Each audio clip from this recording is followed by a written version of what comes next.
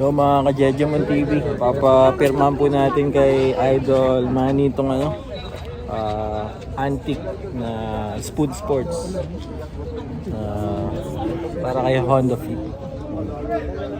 Yan, post natin mamaya mga lods. Bye bye. Wala mga lods.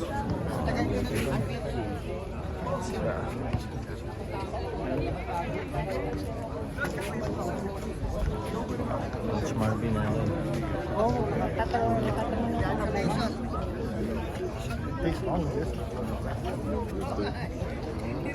Yan, bebenta natin kay Boss Toyo.